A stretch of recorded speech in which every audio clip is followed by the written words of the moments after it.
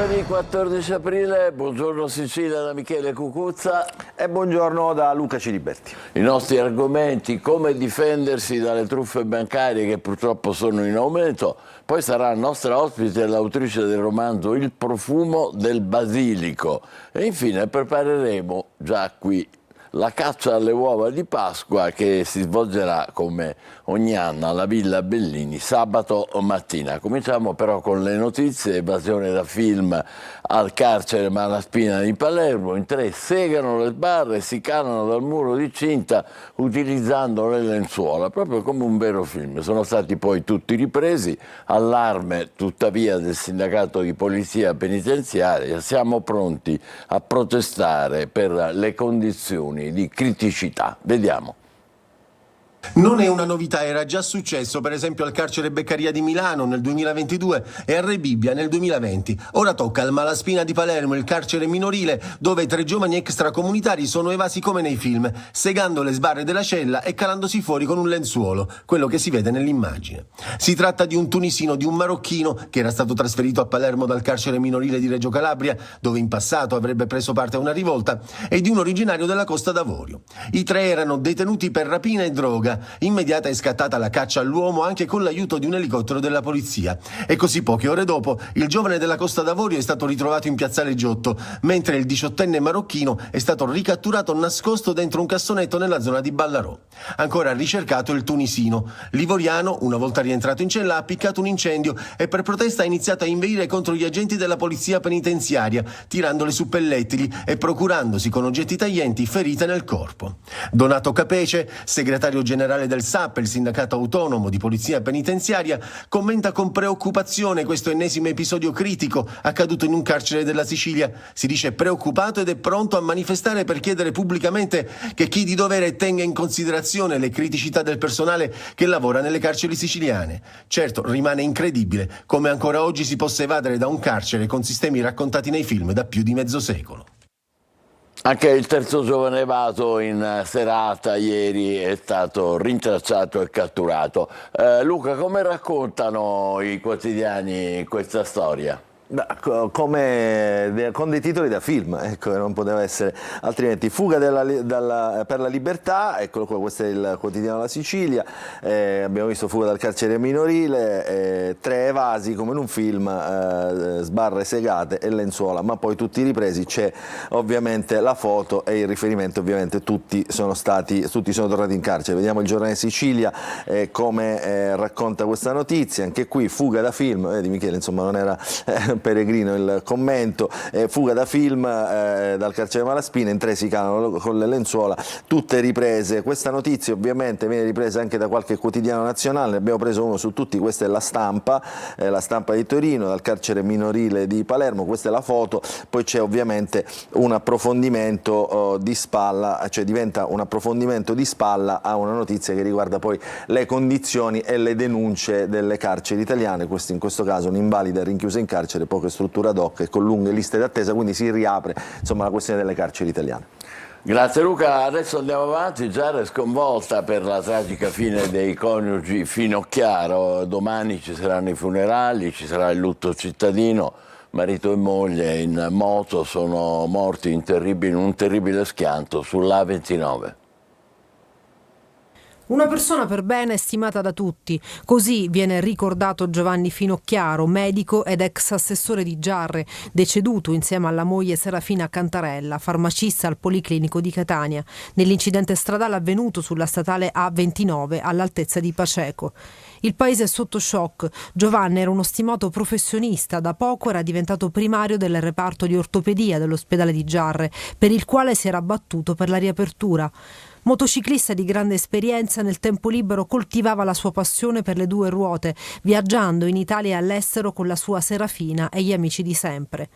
Si cerca di fare chiarezza sulla dinamica del tragico incidente avvenuto con un'Audi guidata da un 39enne di Palermo che ha speronato la moto sulla quale viaggiava la coppia.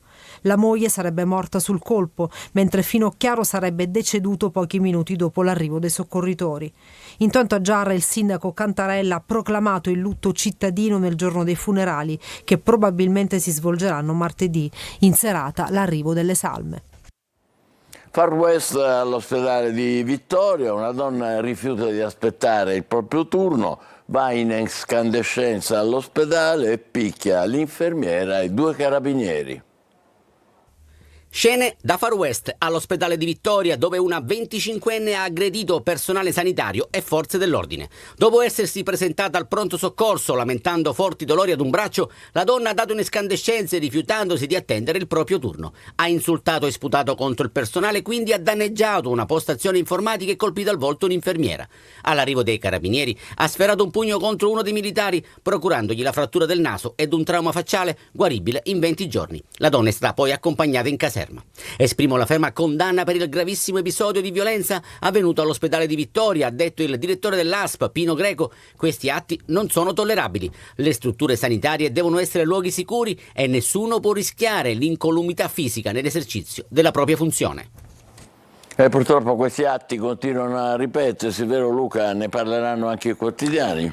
Già, ne parlano i quotidiani, insomma, eccolo qua, il titolo lo prendiamo dalla Sicilia, insomma, ne parlano un po' tutti i quotidiani siciliani. In pronto soccorso come nel Far West, una 25enne si rifiuta di aspettare il turno e picchia prima l'infermiera di turno, poi 2 carabinieri intervenuti e poi viene fermata. C'è tutto il racconto poi, insomma, dei testimoni e la solidarietà ovviamente a questi medici aggrediti, sempre più, come sappiamo, Michele, l'abbiamo raccontato tante volte, in prima linea i ritardi, insomma la mancanza di personale causa delle lunghe liste d'attesa e quindi poi i pazienti che si sentono, diciamo, non tutelati reagiscono in questo modo.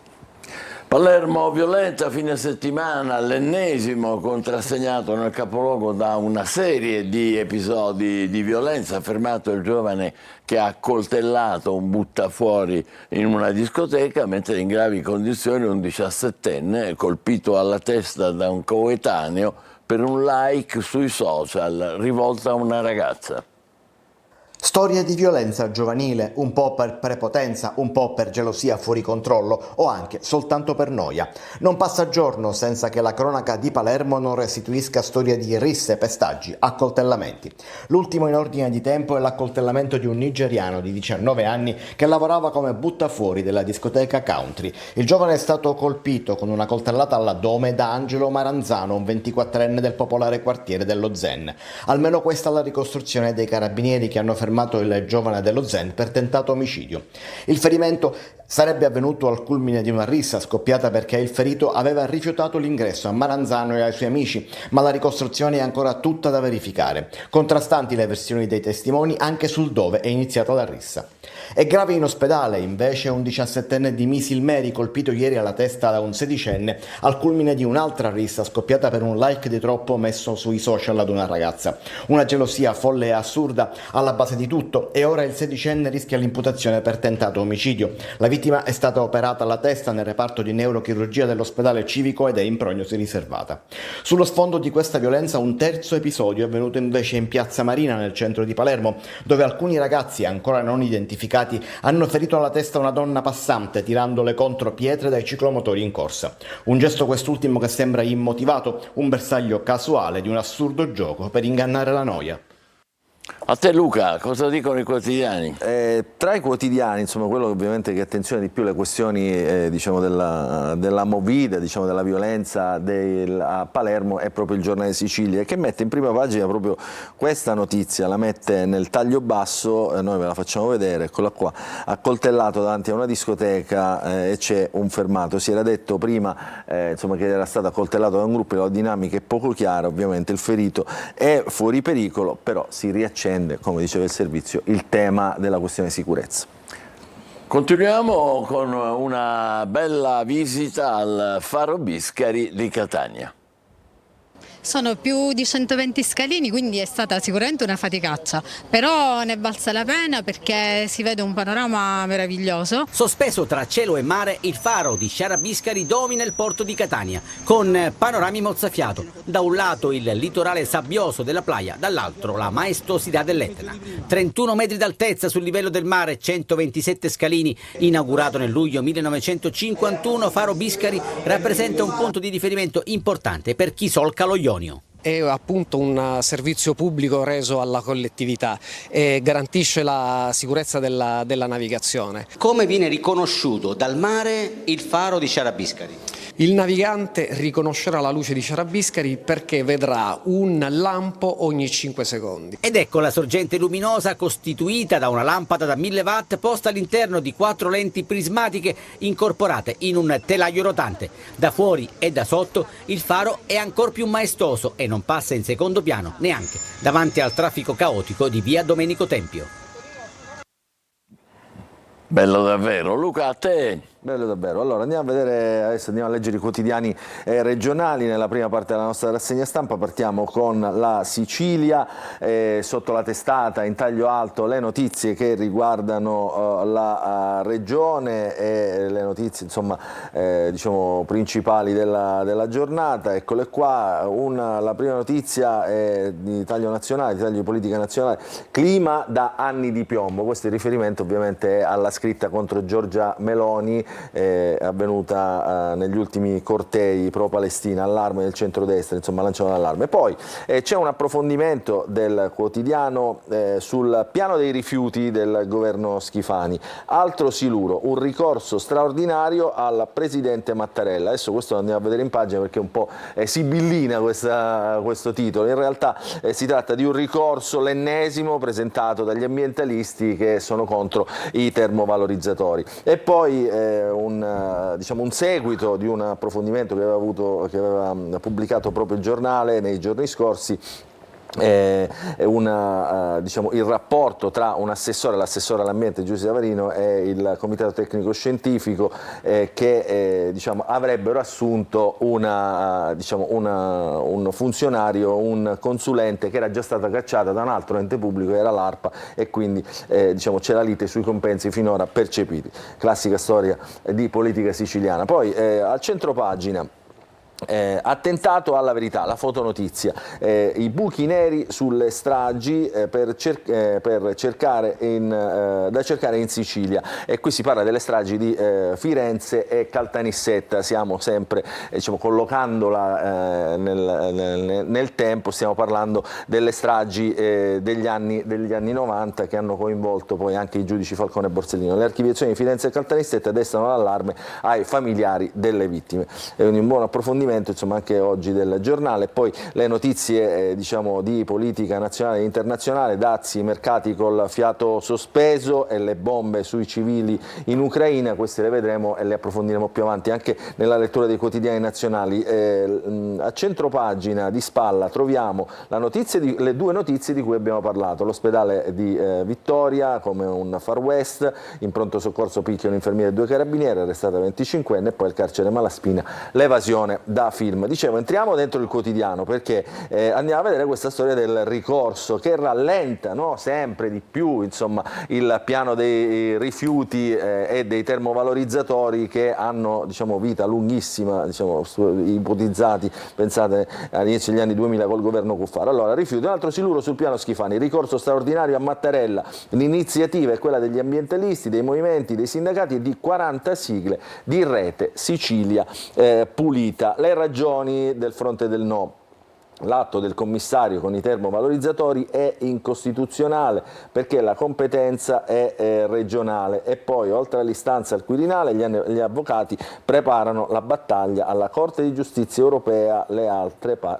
partite al TAR. Quindi insomma certamente è un approfondimento da leggere per chi vuole capire di più su questa questione del piano rifiuti. Oggi si dovrebbe insediare la nomina del nuovo, a proposito di rifiuti, del nuovo assessore all'energia e ai rifiuti, dopo le dimissioni di Di Mauro. Oggi la nomina del nuovo assessore autonomista Coliani, quindi un cambio all'interno della stessa lista degli autonomisti. Andiamo a vedere ancora la prima pagina della Sicilia nel tomo di Catania, perché si approfondisce una questione che riguarda la zona industriale. Ecco, 50 milioni, la Giunta ha approvato la convenzione con la Regione per la riqualificazione della rete viaria. Anche questo questione che è raccontata, che si allunga negli anni, previsti anche interventi di manutenzione straordinaria del verde urbano e nella stessa area. Leggiamo il sommario per capirne qualcosa di più. La zona industriale di Catania Catania potrebbe avere al più presto un nuovo volto, e questo è l'augurio che si fanno tutti i catanesi, no? La Giunta Comunale ha infatti approvato la convenzione con la Regione Siciliana che consentirà un investimento pari a 50 milioni di euro per riqualificare la rete viaria, quella di cui si lamentano tutti, in condizioni disastrose, lo sottolinea anche il giornale, ma anche le aree verde che insistono su quella zona. Un passaggio importante, atteso l'importanza del motore dell'economia cittadina. Dice, come facciamo a ripartire se non abbiamo neanche le strade? Poi, questa è una notizia curiosa, insomma, di questi giorni, ha visitato con il suo programma di Sky, noto, 4 ristoranti, lo chef Borgese, il figlio di Barbara Boucher, insomma notissimo chef. Che cosa è successo? Ha fatto una gaffa, no? Sulla salsiccia al ceppo. La salsiccia al ceppo è un presidio slow food di Lingua Grossa, lui l'ha collocato, diciamo, genericamente sull'Etna. La visita è stata tra Randazzo, Mila, Fornazzo, eccetera, eccetera. Quindi, insomma, sollevata la questione dall'ex sindaco di Lingua Grossa, che era stato poi, diciamo, il promotore del presidio slow food, adesso, come titolo del giornale, la guerra della salsiccia al ceppo e pace con lo chef Borgese. Insomma, si mangeranno un bel pezzo di salsiccia al ceppo. Rientrata l'emergenza della succulenta pietanza che dal 2021 è presidio slow food di Lingua Grossa. L'eccellenza del territorio, dice il sindaco, supera simpatiche strumentalizzazioni. Insomma, poi ognuno ci vede quello che vuole in queste questioni. Ripulito, vi faccio vedere anche qui una notizia che riguarda i fondali di Acireale, a Stazzo per la precisione, liberati da pneumatici e plastiche dannose per l'ecosistema. Allora io, Michele, ti faccio vedere questa foto perché Stazzo è un piccolissimo porto, diciamo, tra Acireale e Giarre. Guardate che cosa hanno ripescato, pensate cosa si può ripescare in un porto poco più grande. Impressionante, eh? La cosa, diciamo, la cosa che dovrebbe far riflettere è che questa pulizia la fanno sempre i volontari di diverse associazioni, quindi mai, insomma, gli enti pubblici. Andiamo a vedere invece in taglio alto le notizie che riguardano Catania. È stato ripulito l'alveo del fiume Acquicella dalle canne, vedremo se troveranno anche in questo caso copertoni, pneumatici, eccetera eccetera, e poi gli stipendi non pagati, questa è un'altra questione di cui ci siamo occupati spesso, gli stipendi non pagati ai dipendenti dell'ODA, l'opera diocesana che assiste, diciamo, i disabili. Andiamo a vedere altri giornali, altri quotidiani. Eravamo sul... prima di chiudere ti faccio vedere un'altra curiosità, questa riguarda molto i nostri telespettatori. Quante volte abbiamo detto al postino che chiama, c'è una raccomandata, firmi, la metta in buca. Ecco, in questo caso, diciamo, non c'è stata la telefonata, e allora la storia è questa: non trova nessuno a casa ma firma la raccomandata, porta lettere, condannato. È successo a Randazzo, il destinatario aspettava una missiva dall'azienda che non arriverà mai, dentro c'era la tessera dei buoni pasto, eccola qui, la pena di 1 anno sospesa per falso, quindi un postino, insomma, zelante, che in questo caso però è stato condannato. E poi quest'altra notizia che mi ha colpito molto, e so che, diciamo, ci interessa anche dal punto di vista della sensibilità. Guarda qui, l'ultima moda, abbiamo parlato di violenza, abbiamo parlato di botte tra ragazzi. L'ultima moda è viaggiare in auto con tirapugni e mazze da baseball. Mamma 2 ventenni mia. denunciati a Bronte, deferito il titolare di una rivendita di cannabis light. E non è la prima volta, appunto, che si trovano queste mazze da baseball, questi oggetti. Dicevo, andiamo a vedere gli altri quotidiani. Il Giornale di Sicilia, l'apertura, la regione ricomincia dalla siccità, l'apertura del quotidiano di Palermo di oggi, nuova manovra da 5 milioni per le dighe, e c'è pure una borsa di studio in memoria di Sara.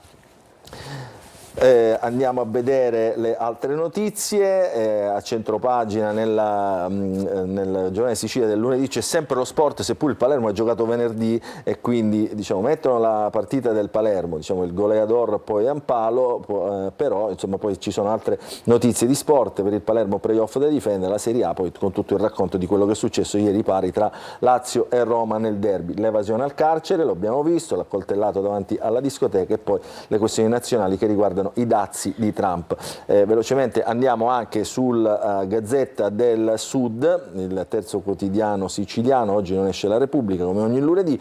L'apertura è nazionale, anzi internazionale: strage di fedeli in Ucraina, Gaza, missili sull'ospedale. E poi ancora nel taglio basso del giornale, manovra bis, qui stiamo parlando di regione siciliana, contro le emergenze La giunta Schifani utilizzerà il tesoretto per aiutare le imprese siciliane a fronteggiare le conseguenze dei dazi. Ci sono fondi aggiuntivi anche per le dighe e viene istituita una borsa di studio in memoria di Sara Campanella.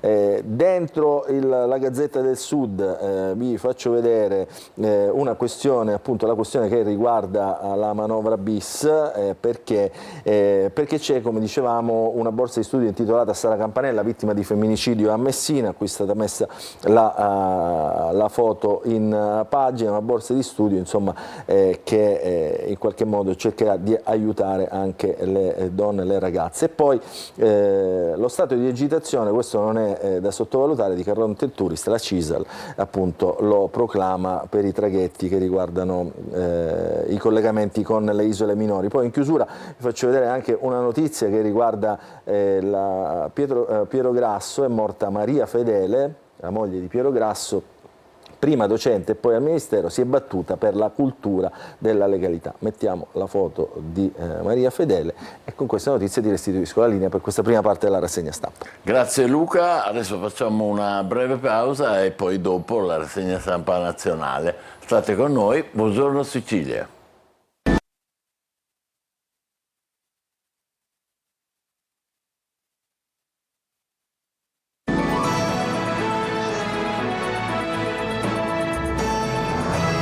Sicilia, eccoci di nuovo insieme. Subito un'occhiata al traffico con gli specialisti, la polizia stradale, l'assistente capo Salvatore Furnari. Buongiorno e benvenuto. Ci dica un po' come vanno le strade in questo lunedì mattina, solitamente più trafficato. Buongiorno dalla Polizia Stradale, Centro Operativo Compartimentale Sicilia Orientale. Allora, nella mattinata odierna subito c'è stato un incidente che ha visto coinvolti 2 veicoli commerciali. Siamo nel tratto dell'A20 direzione Palermo, tra gli svincoli di Milazzo e Barcellona. Fortunatamente ci sono dei feriti non gravi. Sul posto la pattuglia della sottosezione di Messina Boccetta, che ha operato i rilievi del caso e gli altri mezzi di soccorso. A brevissimo la carreggiata sarà liberata, quindi si registrano dei rallentamenti in A20 direzione Palermo tra Milazzo e Barcellona. Comunque il tutto è in via di risoluzione. Sulle altre arterie il traffico è scorrevole, ad eccezione della tangenziale di Catania, dove ci sono dei rallentamenti in direzione Siracusa tra Paesi Etnei e Mister Bianco. Stessa situazione ce l'abbiamo sulla A18 in direzione Catania tra Cireale e San Gregorio, causa lavori e traffico intenso, abbiamo dei rallentamenti. Rallentamenti anche sulla A01, la Catania-Siracusa, tra Passo Martino e Lentini per lavori e traffico intenso, sempre in direzione Siracusa. Mentre per quanto riguarda le chiusure, segnaliamo sempre la chiusura dello svincolo di Enna della 19 in ingresso e in uscita dalla carreggiata in direzione Palermo. Stessa situazione che permane la chiusura dello svincolo di Caltanissetta sulla 19 in direzione Catania. Sulla A18 Siracusa Modica permane il divieto di circolazione nel tratto compreso tra Avola e Cassibile solo per i veicoli commerciali superiori a 7,5 tonnellate. Concludiamo il nostro intervento sensibilizzando tutti a prestare la massima attenzione nel caso di transito di veicoli di emergenza.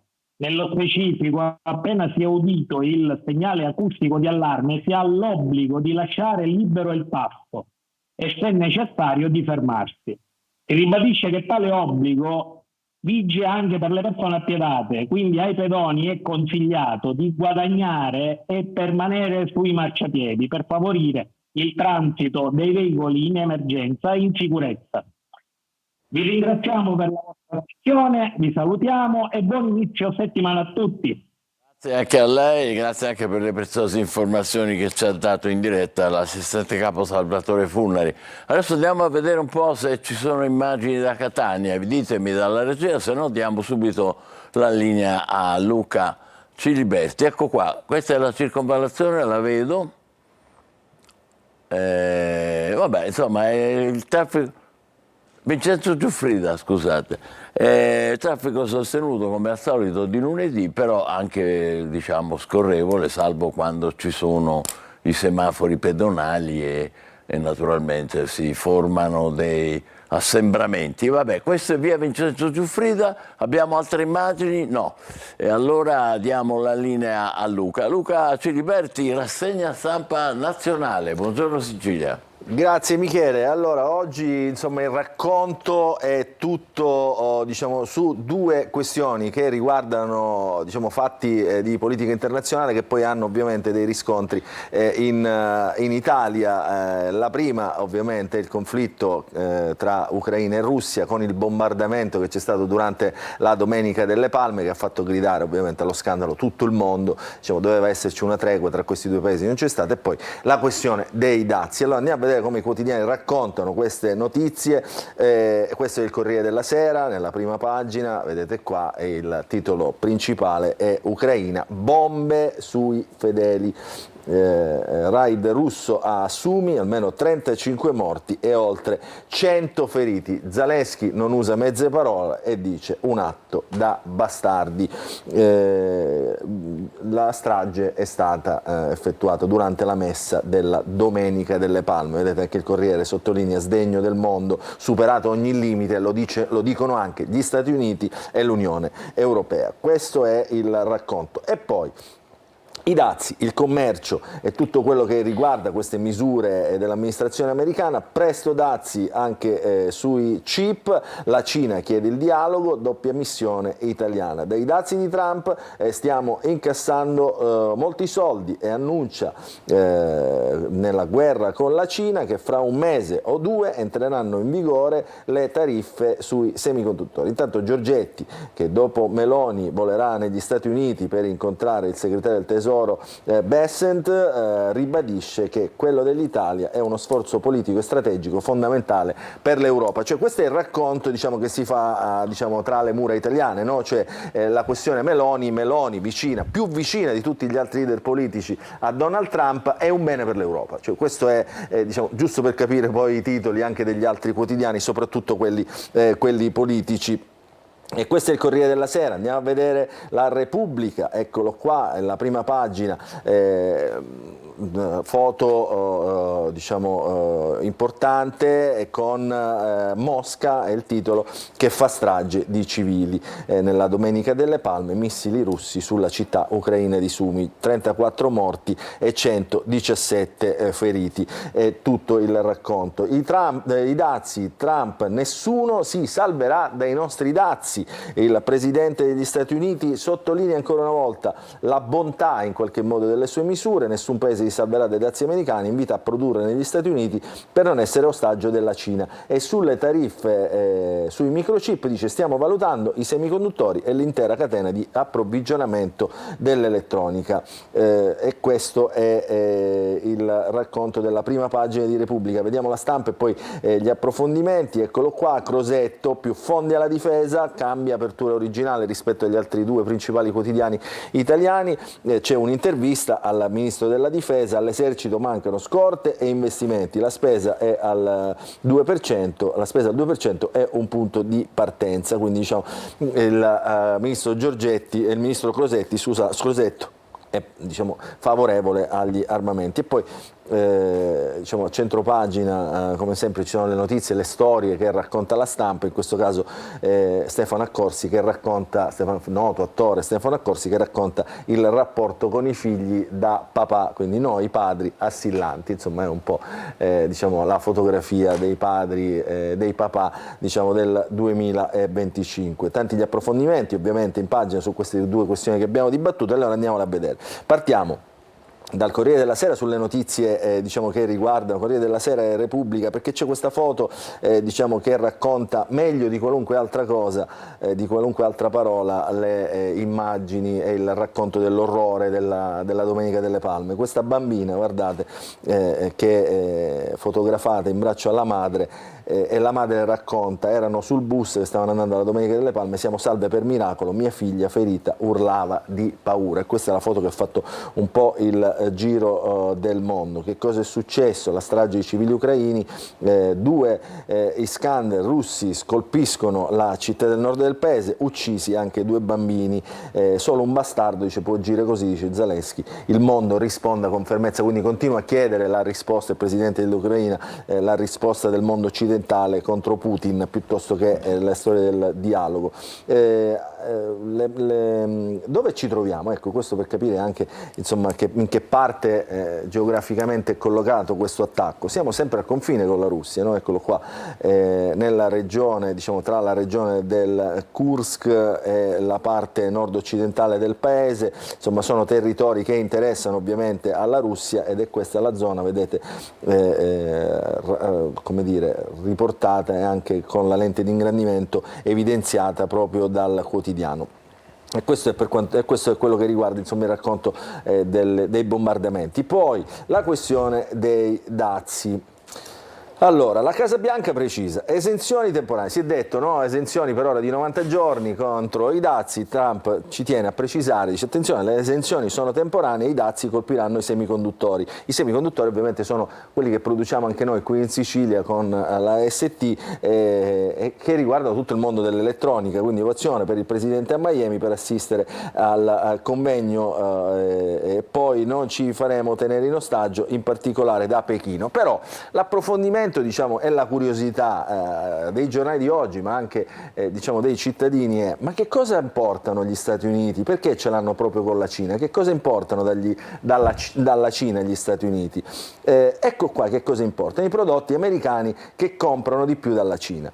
Al 95% arrivano tutte le lampadine, cioè nelle case americane tutte le lampadine sono lampadine cinesi, arrivano quasi tutte dalla Cina. E poi i forni a microonde, il 90%, e sappiamo quanto è utilizzato questo strumento negli Stati Uniti. E poi ovviamente i telefoni cellulari all'81%, e gli utensili, pensate, questa è una curiosità, gli utensili di cucina in plastica, 3,5 miliardi di utensili importati dalla Cina. Ma non basta, perché scorrendo la pagina ci sono anche altri strumenti, guardate qui. Le decorazioni natalizie, le luci a LED, no? Tutte importate dalla Cina, alberi di Natale, palline, diciamo, addobbi, tutto cinese. E poi le console di videogame molto utilizzate dai ragazzini, i giocattoli e le batterie a litio. Le batterie a litio, che sono quelle, per intenderci, che diciamo, alimentano i telefonini, per dirne una.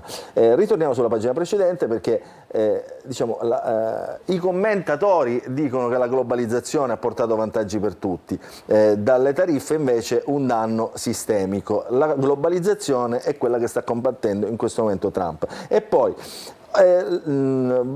volerà a Washington Giorgia Meloni, che abbiamo detto si metterà, diciamo, farà da tramite, no, su questo racconto. Cosa chiede Giorgia Meloni? Cosa chiederà Giorgia Meloni all'amministrazione americana? Gas, Big Tech, Green Deal, i dossier su cui lavora la Premier per aiutare il tycoon con l'Unione Europea. Quindi da tramite, ancora una volta, su energia e gas, diciamo, è già acclarata la posizione di Giorgia Meloni. Poi si discuterà anche sulle altre tasse. Andiamo a vedere velocemente però quelle che sono le pagine dei quotidiani politici, come raccontano ovviamente da una parte e dall'altra queste questioni. Partiamo da Libero. Partiamo da Libero per la rassegna stampa dei quotidiani di centrodestra in questo caso. Trump rompe con Putin, la strage ferma le trattative, e questo è il racconto che mette in prima pagina Libero. Poi c'è l'intervista a Giorgetti che dice sui dazi l'obiettivo di Donald Trump è la Cina, e lo abbiamo visto nel racconto, quindi è abbastanza moderata l'apertura di questo quotidiano. Trump, il piano di Meloni, il viaggio a Washington, questo è l'approfondimento invece del quotidiano Il Giornale, obiettivo zero dazi, zona di libero scambio tra Stati Uniti e Unione Europea, impegno per alzare le spese militari.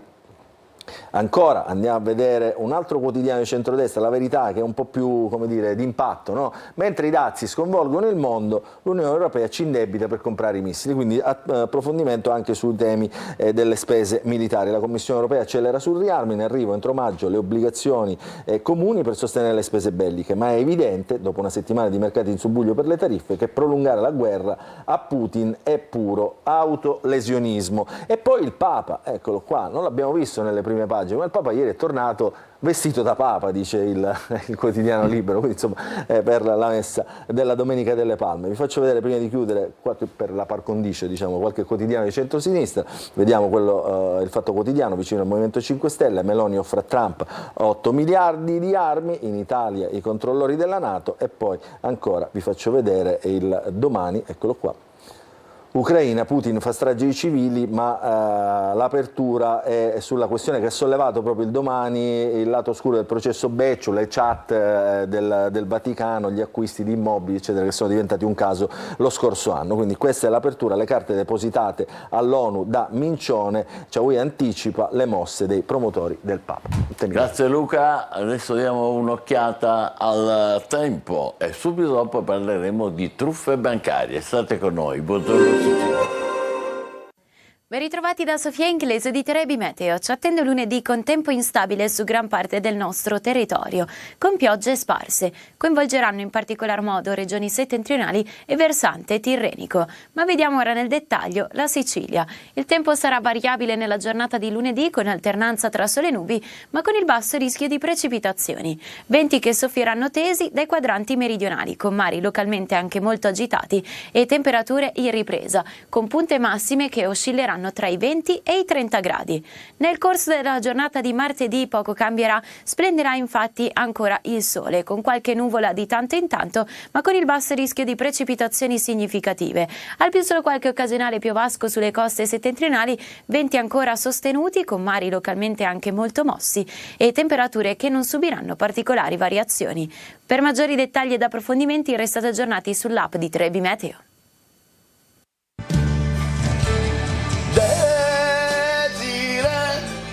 Ma quando cucini tu con me, Desiree, l'assaggio è l'immenso per me.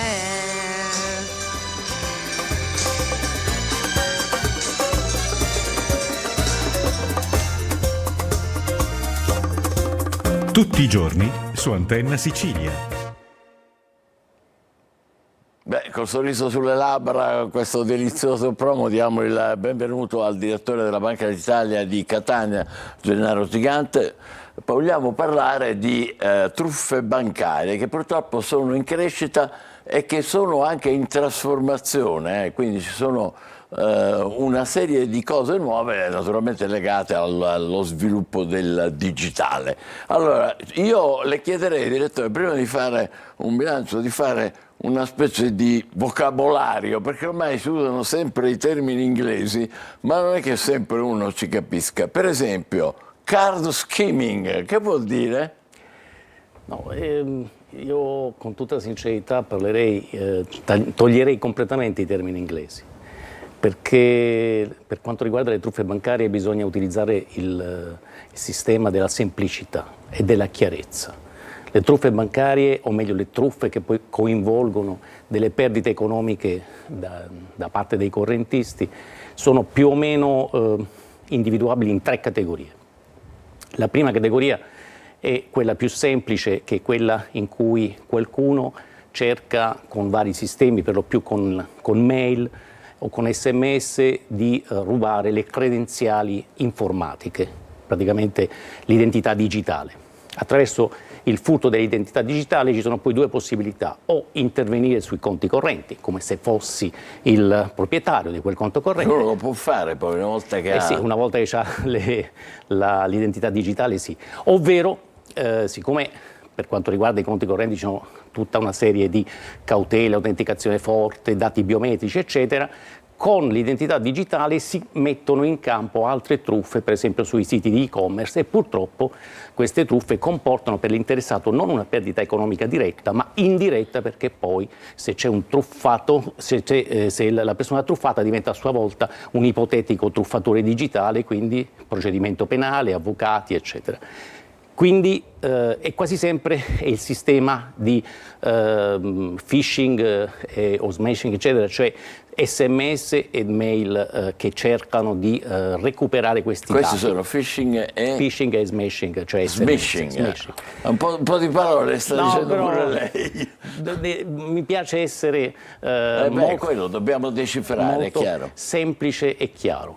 Seconda ipotesi, che è la più pericolosa, è quella dove arrivano sempre tramite SMS delle informazioni o telefonate addirittura, ci si qualifica come finte forze dell'ordine, si dice che un familiare è stato vittima di un qualche evento negativo, incidente o altre cose di questo genere. Quasi sempre quel familiare non c'è perché attraverso i social si prendono facilmente informazioni, si chiedono dei soldi tramite bonifici istantanei per risolvere problemi di ambulanze, cure mediche, eccetera, eccetera, e questa è un'altra fattispecie abbastanza diffusa. E ne parliamo spesso anche al telegiornale, naturalmente. E questa è un'altra fattispecie. Adesso la gente sta cominciando però a essere un po' più agguerrita. Sì, però ovviamente con lo sviluppo dei pagamenti digitali che c'è stato soprattutto dopo il Covid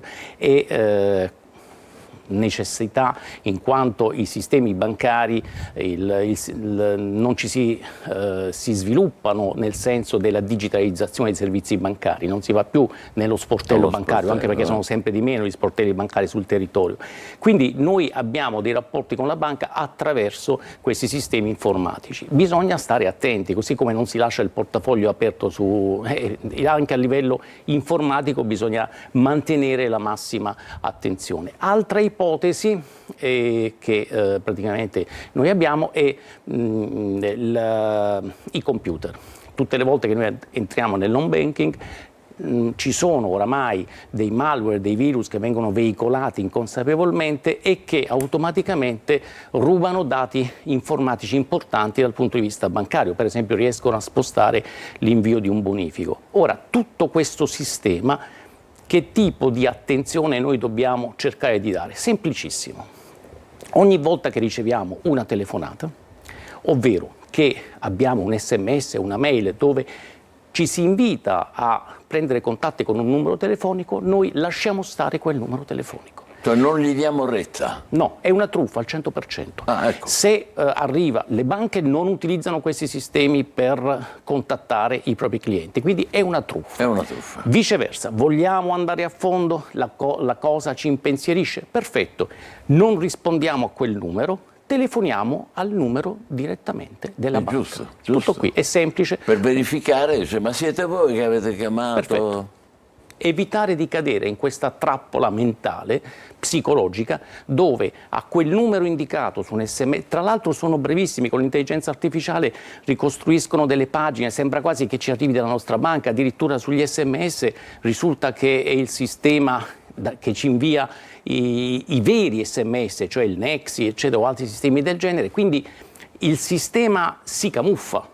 Il cosiddetto in Sicilia il mascaramento a livello informatico è perfetto, tutto è perfetto, noi dobbiamo solamente chiudere il telefono, non rispondere a quel cellulare ed eventualmente telefonare noi e avere contezza, ma siamo noi che stiamo telefonando ad un numero di telefono, anche gli stessi carabinieri. Ci sono dei software di ultimissima generazione che consentono a chiunque di poter camuffare il numero, per cui arriva un numero e quel numero arriva per esempio e corrisponde alla caserma dei carabinieri territoriali.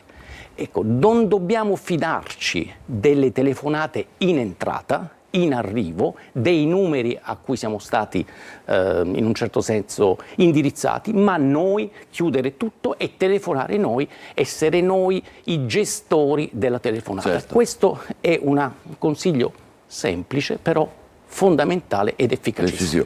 Però quando questi intervengono sui conti, le operazioni, i bonifici, lì comincia a essere complicato. Come si fa? Bonifici. Allora, chiunque chieda, io massima chiarezza, un bonifico istantaneo per un qualsiasi motivo, chiudiamo il telefono. Il bonifico istantaneo non consente la revoca. immediatamente sposta i fondi e quindi praticamente quei fondi, se dall'altra parte c'è il truffatore, perduti. sono persi. Viceversa, il mio consiglio per tutti i pagamenti, per quanto riguarda l'e-commerce, usare sempre le carte di credito, possibilmente ricaricabili. Più che i bonifici, perché il problema sono i bonifici. Assolutamente non usare il bonifico istantaneo se non si ha certezza della persona che dall'altra parte è il beneficiario.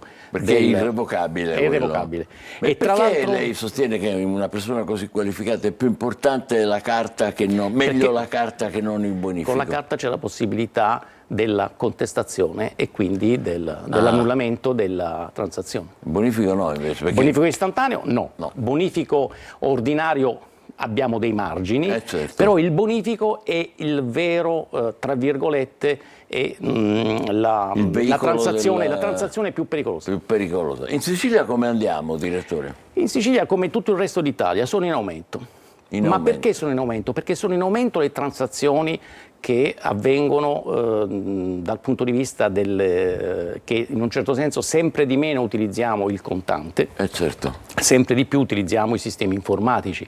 Quindi se andiamo a vedere poi la percentuale su tutte le transazioni, sono sempre percentuali irrisorie, lo 0,0001%, però per chi è vittima quella irrisorietà non conta. Quindi noi dobbiamo cercare di arrivare. Chi sono per esempio le categorie più soggette? Sicuramente le categorie, una categoria presa di mira sono gli anziani, perché sono le persone anche emotivamente più reattive all'ipotesi diciamo fantasiosa dell'incidente eccetera.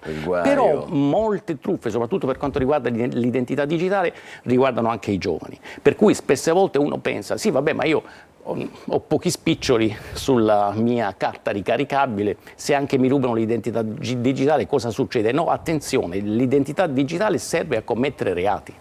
Quindi la sola perdita dell'identità digitale, a prescindere dai soldi, può tramutarsi in un costo economico indiretto perché ci si trova poi imputati di truffe finanziarie da tutt'altra parte. Perché questi usano quell'identità per fare le loro schifezze, diciamo. Ovviamente la Banca d'Italia è sempre a disposizione.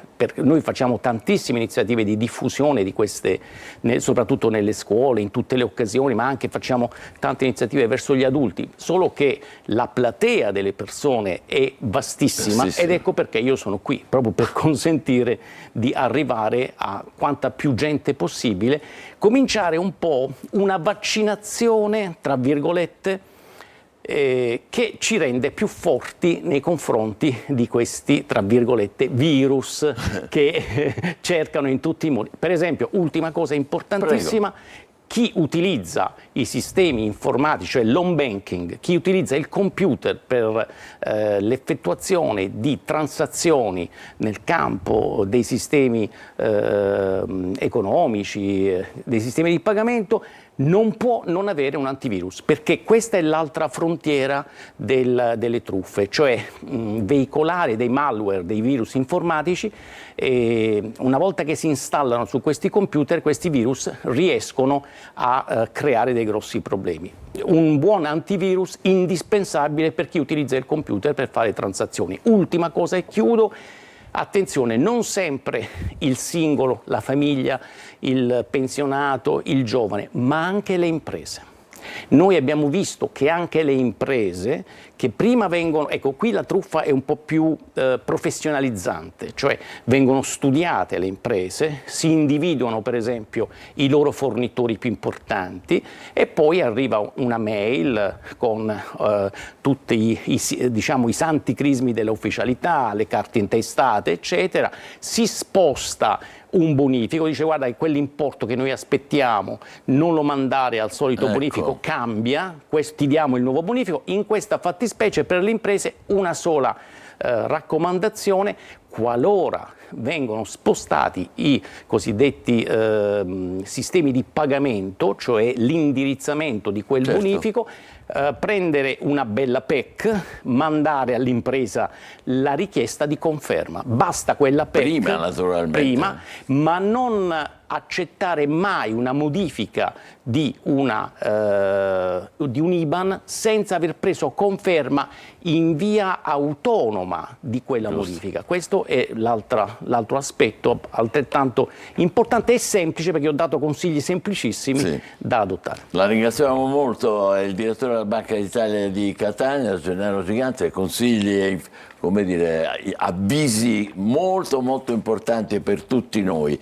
E adesso facciamo una breve pausa e poi parleremo del profumo di basilico, che è un profumo speciale sicuramente, ma è anche un romanzo con l'autrice Costanza Di Quattro. State con noi, buongiorno Sicilia.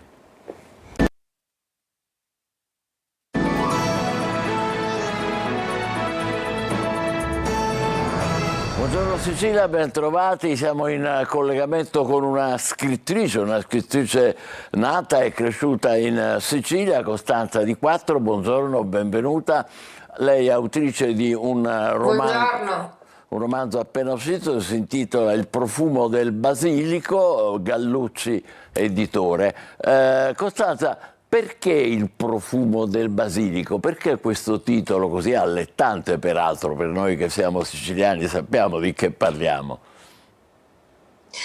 Beh, il titolo riprende una delle leggende più care alla nostra terra, che è quella appunto delle teste di moro. Secondo alcune versioni, poi nella testa appunto di questo moro venne piantata a bella posta la pianta di basilico, che fra l'altro poi è una leggenda alla quale pare abbia attinto Boccaccio nella sua novella di Isabetta e Lorenzo.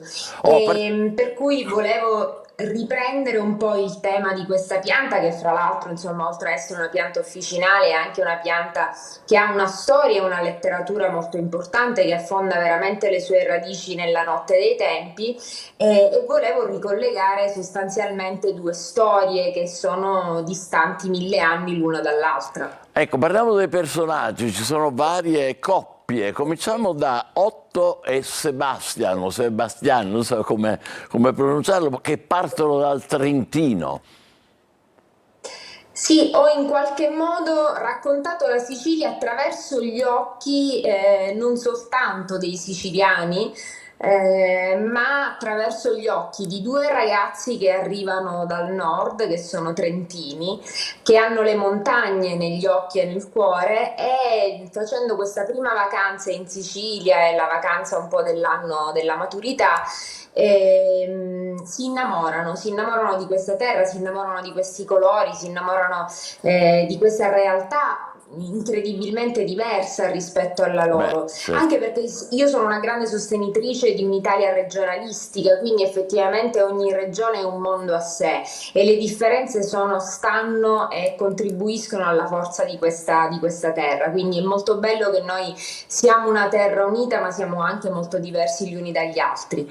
E ho preso gli opposti, Trentino e Sicilia, innanzitutto perché sono molto legata al Trentino e perché sono siciliana, e poi perché mi faceva piacere raccontare appunto queste grandi differenze. Quindi la prima coppia è una coppia di amici che arriva appunto tra l'altro nella mia parte di Sicilia, quindi nel Ragusano, lo fa in pieno agosto, quindi è travolta dal caldo ed è travolta da questi colori accecanti. E uno dei due ragazzi, Sebastian, non si limita a innamorarsi solo di questa terra, ma si innamora anche di una bellezza sicula, che è la bellezza di Lichea, un'altra ragazza che rappresenta un po'... L'altra coppia, scusi, l'ho interrotta, sono Gigi e Lichea, appunto, Lighea, scusi.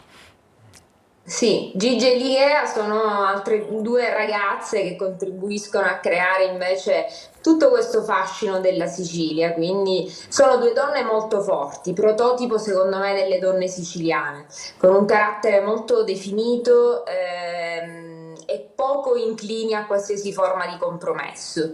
La coppia, insomma, di innamorati che si forma è quella di Sebastian e Lighea. Lighea ha già nel nome la storia della Sicilia, è come se fosse una sirena ammaliatrice, ed effettivamente riesce ad ammaliare questo ragazzo che viene travolto.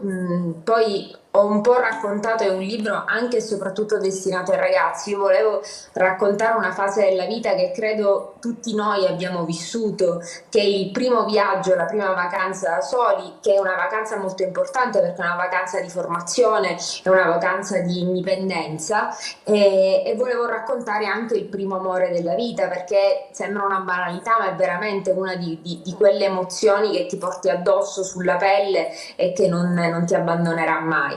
Quindi fra questi due protagonisti nasce una storia d'amore che effettivamente ricorda in parallelo un po' la storia delle Teste di Moro.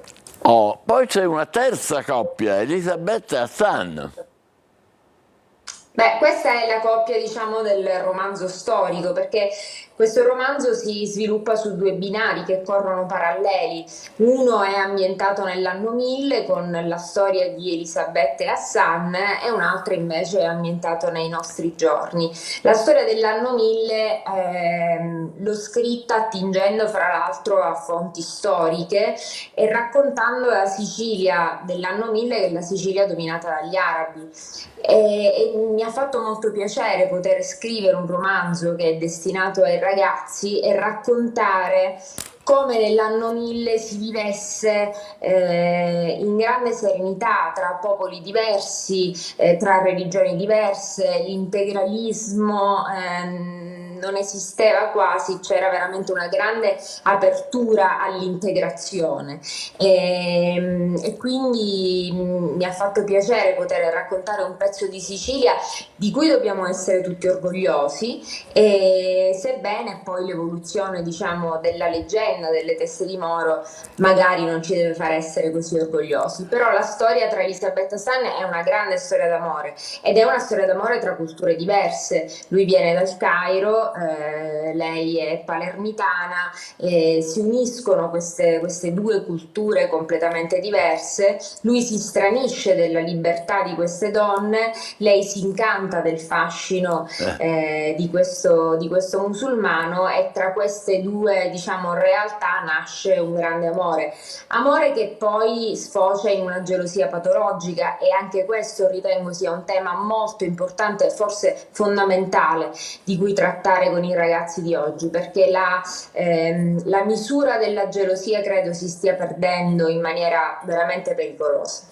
È vero, non c'è dubbio. Parliamo un po' di lei, Costanza. Lei è siciliana, vive in Sicilia. Il suo amore per la letteratura e la scrittura com'è nato? Ma il mio amore c'è sempre stato per la letteratura, dopo il liceo classico infatti mi sono iscritta in lettere, ma sono di quegli amori che poi rimangono così chiusi in un cassetto e credi che non possano avere mai un futuro reale.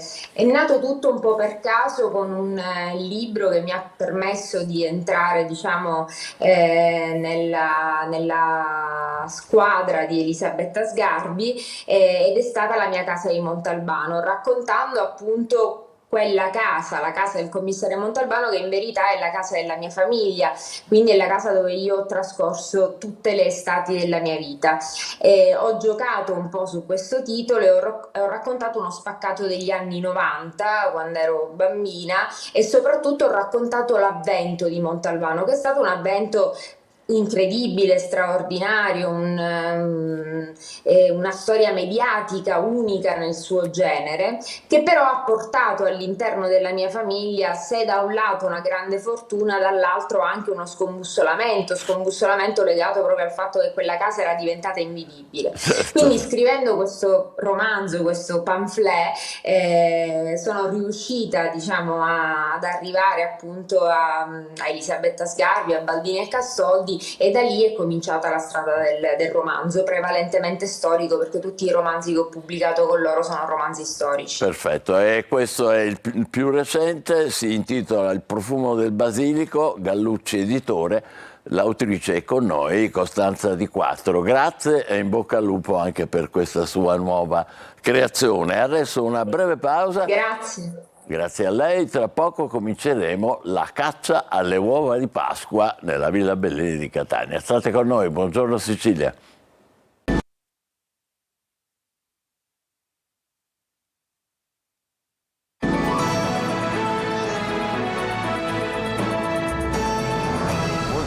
Sicilia c'è una notizia di ultima ora, hanno arrestato per iniziativa della DDA, della direzione antimafia di Palermo, una donna, un'insegnante, si chiama Floriana Calcagno, ha 44 anni ed è stato scoperto che ha avuto una relazione con Matteo Messina Denaro fino alla sua cattura e ora è accusata di favoreggiamento aggravato e procurata in osservanza della pena.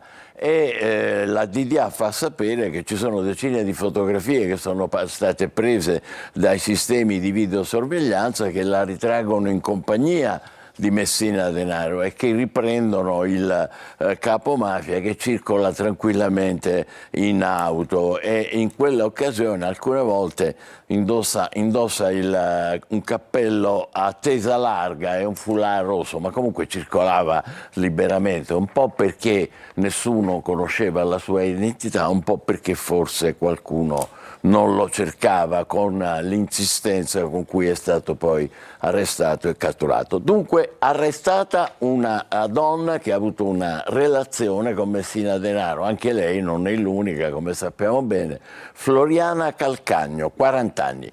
Cambiamo completamente argomento, storie più liete, benvenuto a Giovanni Sant'Angelo alla Canea e benvenuto alle sue simpatiche uova di Pasqua. Prima di tutto dobbiamo parlare della caccia alle uova di Villa Bellini che ci saranno sabato a partire dalle 10, come ormai da alcuni anni, però qua ci deve spiegare subito questa etichetta Curiosuovo.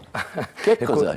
Curiosuovo, un uovo curioso. Un uovo curioso? Un uovo curioso. Beh, le uova sono un po' tutte curiose, ma questo in particolar modo è l'uovo che quest'anno abbiamo voluto dedicare alla terza edizione della caccia alle uova. Un uovo solidale perché quest'anno volevamo dedicare anche una parte della nostra caccia alle uova ai bambini che magari quella mattina non sono presenti. Beh, queste saranno vendute appunto il giorno della caccia alle uova e il ricavato andrà per l'acquisto di attrezzature e giochi per i bambini dell'ospedale Garibaldi, il reparto pediatria. Quindi... Questo è molto bello che voi lo facciate. Ricordiamo che Giovanni fa parte della compagnia Curiosi Incanti che fa intrattenimento e spettacolo a Catania, ma non solo, perché avete sempre un versante, diciamo, sociale di interesse per chi è più in difficoltà, è vero? Eh sì, quest'anno appunto volevamo lanciare un messaggio forte, cioè bello ritrovarsi, bello stare tutti insieme a giocare, però sensibilizzare non solo le famiglie ma anche i bambini, no? Un po' al sentimento che poi è quello dell'amicizia, no? In questo caso l'uovo solidale nasce per questo, prende il nome dal nome della mia compagnia, quindi Curiosuovo era l'unica strada da percorrere per renderlo simpatico, poi l'abbiamo fatto molto con questa faccina, insomma, è carino, molto. Per essere con colori abbinato. diversi anche. Sì, assolutamente, li abbiamo fatti colorati e speriamo che vada bene. E queste buste li contengono per farli vedere? Queste invece sono le uova, le piccole uova che invece nascondiamo ogni anno. Allora, ricordiamo, si parte sabato, cioè siamo sabato alle 10 alla Villa Bellini.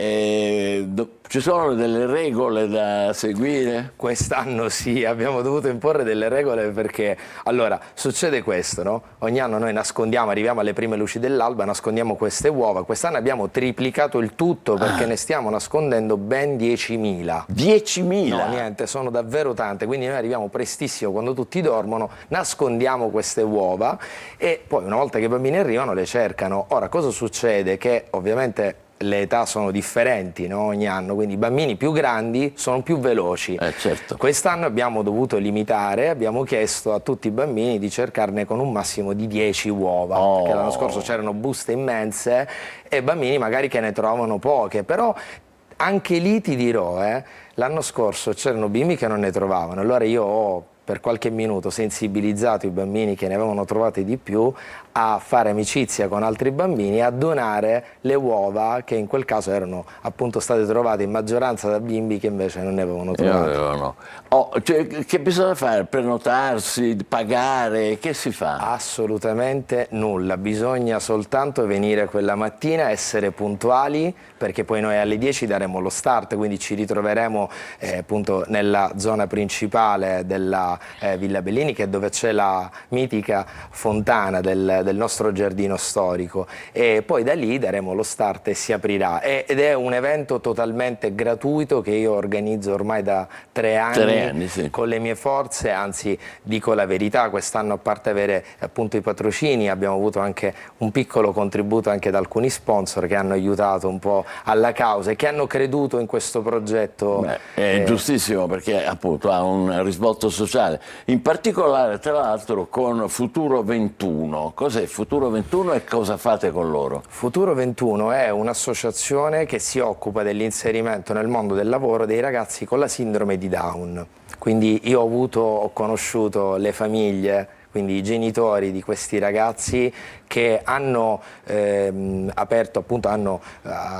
fondato questa associazione proprio per dare voce a questi ragazzi e per poter inserirli appunto nel mondo del lavoro. E noi quella mattina li abbiamo assunti, ecco, posso dire così, per nascondere le uova e quindi partecipare insieme al mio staff a nascondere le uova e poi a dare le indicazioni ai bambini, ecco, a fare, se posso dirla tutta, gli animatori dell'evento. Bambini, stupendo, sì. Proprio offrite un'opportunità. Ma sì, ma anche perché il lavoro che faccio io, che facciamo insomma gli animatori, gli artisti, è un lavoro poi veramente che si può fare nella vita, non è un lavoro soltanto per un periodo, cioè si può scegliere di fare questo lavoro per sempre, e questi ragazzi diciamo che inserendoli anche in altri ambiti, perché non inserirli anche nel nostro settore? E quindi li ho contattati, ci siamo sentiti e abbiamo deciso di inserirli alla manifestazione. Questo è bellissimo. Sì.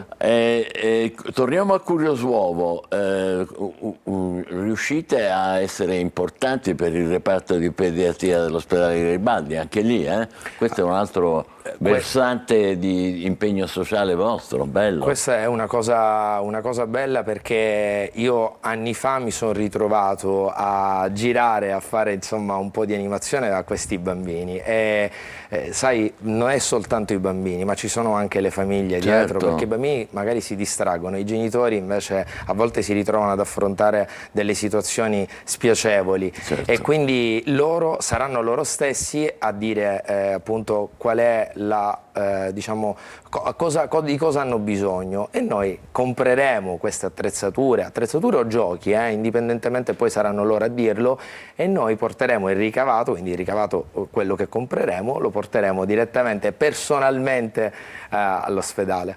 Complimenti davvero e buon divertimento a Giovanni Sant'Angelo La Canea della compagnia Curiosi Incanti. L'appuntamento è per sabato alle 19 alle 10 del mattino, puntuali, mi raccomando, al Giardino Bellini di Catania. Caccia alle uova di Pasqua. Bene, adesso Almanacco.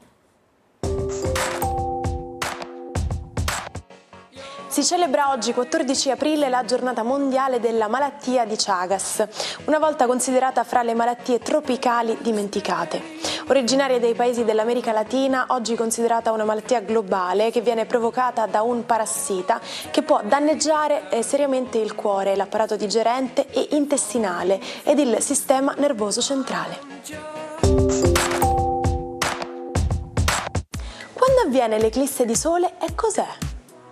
Durante questo evento spettacolare, che avviene all'incirca ogni 18 mesi, la Luna oscura il Sole, ed è in queste occasioni che la fioca corona solare diventa ben visibile, soprattutto durante un'eclisse totale, cioè quando la Luna ricopre completamente il disco solare. A quel punto su una parte della Terra si proietta l'ombra della Luna. La prossima eclisse solare è stimata per agosto 2026 e sarà parziale in Italia ma totale in Spagna.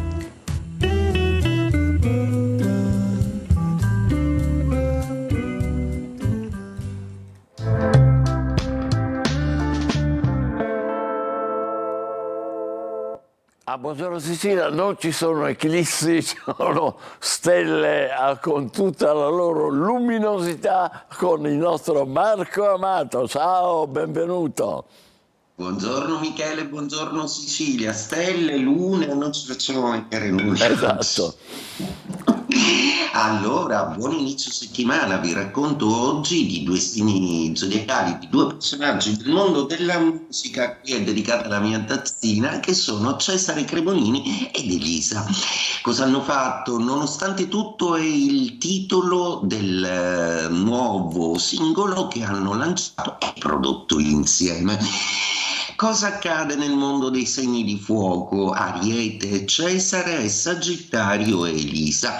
Entrambi due cantanti carismatici, dalla forte personalità, che ogni tanto si elidono. È vero proprio che i transiti planetari hanno fatto in modo che Ariete, Leone e Sagittario, fuochi appunto, in questi ultimi anni si siano un po' eclissati, ma ora tornano alla ribalta proprio perché questo 2025 è l'anno in cui Nettuno entra in Ariete, tra poco arriverà Saturno e tutta una serie di altre disposizioni zodiacali riportano in auge proprio i segni di fuoco. I segni di fuoco hanno a che fare con la forgia, con la creazione, con la forza, ed ecco che il potere creativo dello spirito si manifesta ancora una volta per questi segni zodiacali, da cui ci si aspetta moltissimo nelle prossime settimane astrologiche.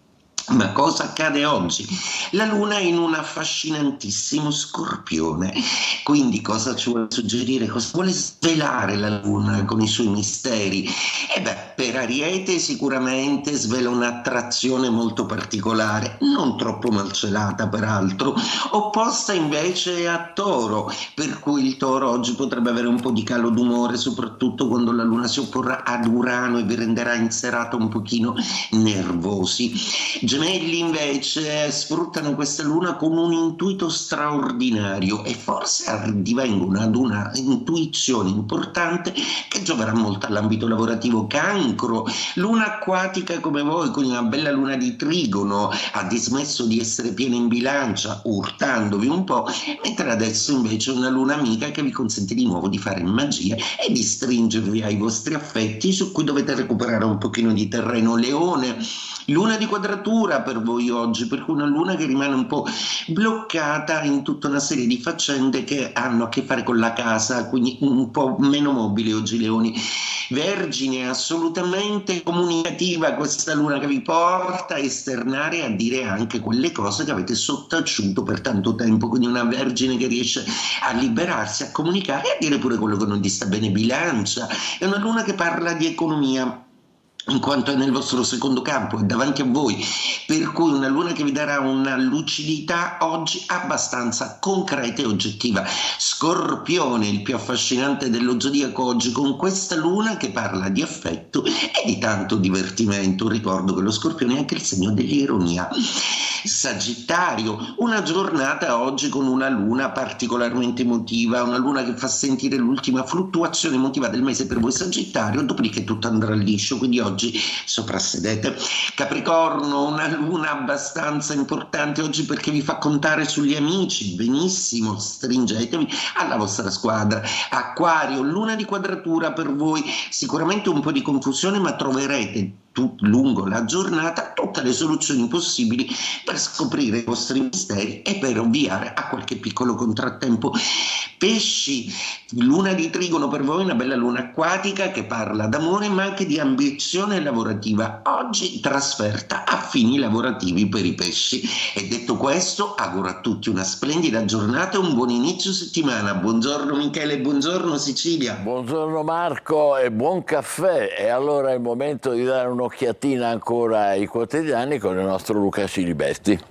Grazie Michele, due curiosità, come sai io sono appassionato di politica e ci sono dei personaggi della politica che raccontano meglio di tanti la storia del nostro paese. Uno è questo che compie 90 anni, Gianni Letta, eccolo qua, consigliere di Berlusconi, già sottosegretario, il mediatore felpato, insomma lo rimpiangono in tanti a Palazzo Chigi.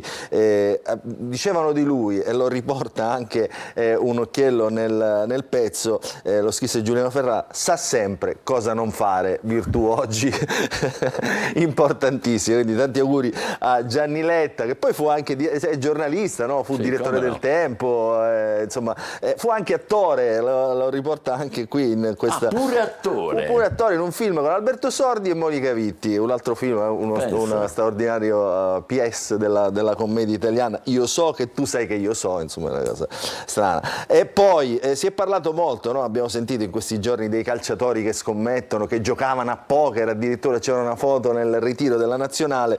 Questa foto, questo parallelismo di questa foto fu con un'altra foto molto famosa, che era quella diciamo dei calciatori campioni del mondo dell'82 che giocavano a scopone con il presidente Pertini. Allora la Repubblica ha intervistato Causio, che era uno dei 4 che giocava a scopone, altro che poker, lo scopone con Pertini fu per me la vera felicità, non c'erano soldi, non c'erano fish e non c'era tutto questo giro di scommesse che oggi sta come dire, impoverendo e macchiando il calcio, che è ancora lo sport secondo tanti più bello del mondo. Grazie Luca, siamo arrivati alla conclusione. Buongiorno Sicilia torna domani, grazie per essere stati con noi, buona giornata.